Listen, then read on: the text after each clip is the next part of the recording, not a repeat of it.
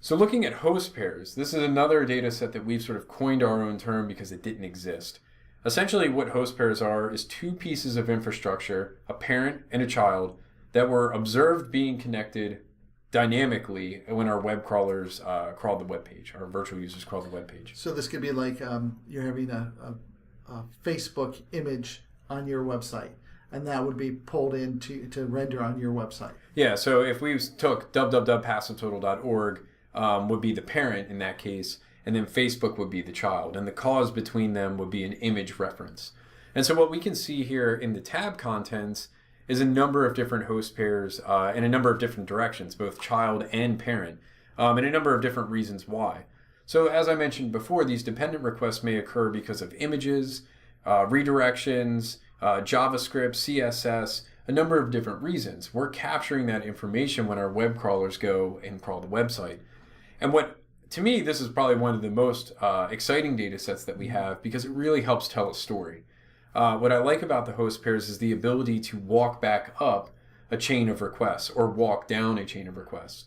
And so if you think about a web page that maybe has been compromised and there's a piece of JavaScript that's been injected and that's reaching out to a third-party host, and then that third-party host is rewriting the page and redirecting the user through a number of different web pages before delivering malware, the host pairs are able to tell that story.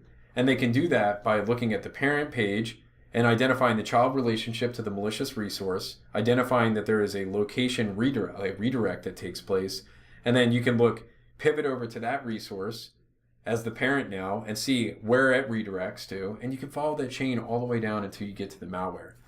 So it's like mapping out the internet. It's mapping out the relationships between all the websites and how they all interact with each other. Yeah, and so what I think is particularly cool is host pairs can be kind of noisy. You know, there's naturally websites are comprised of a lot of different dependent requests, especially with social media, marketing, tracking software that we have today, co-located images and JavaScript libraries. There's a lot of stuff to wade through. But when a website's compromised, passive DNS, whois, subdomains, and other details will probably fail you. Right. Because chances are the passive DNS is legitimate, the whois is legitimate, the subdomains were created by the original website owner, the SSL certificate was certainly purchased by them, and it's only the dynamic nature of crawling that page and observing the relationship of all these dependent requests that we might be able to identify the cause of compromise. So when it comes to host pairs, we want to look for websites that are being referenced that may appear strange or something that's not familiar to us. We may want to look for typo squatting. So cases where the user has compromised the web page and they want to blend in. So they might choose to hide themselves and make them look like an ad service or a content delivery network provider or even a social media provider. But really scrutinizing this information becomes helpful.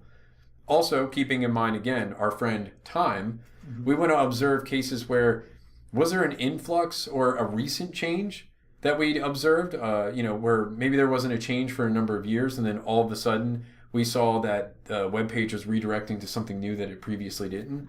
All those things are important when looking at the host pairs tab and really deriving the story. And then naturally running the pivots themselves. Each time you run a pivot, you're going to get more host pairs. You're going to identify the next step in the evolution of referencing. So if I'm looking at PassiveTotal.org and then I click on, the fact that we redirect to community.riskiq.com, I may want to know what community.riskiq.com is now doing. So that helps you really build out that story. Walking up the tree so you can see where you can originate from to get there. Yeah. So this is an immensely valuable data set and really great for cases when websites are suspected of being compromised, or they've been compromised and they're serving up some bad and malicious infrastructure. Or to find potential compromise, because you can search for your own stuff to see if there's anybody reusing any of your infrastructure and linking it back together through the host pairs.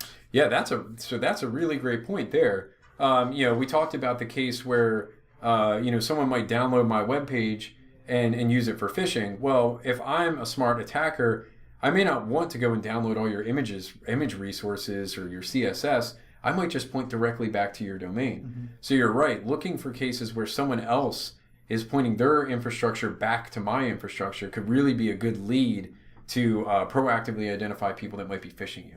So that's a great example.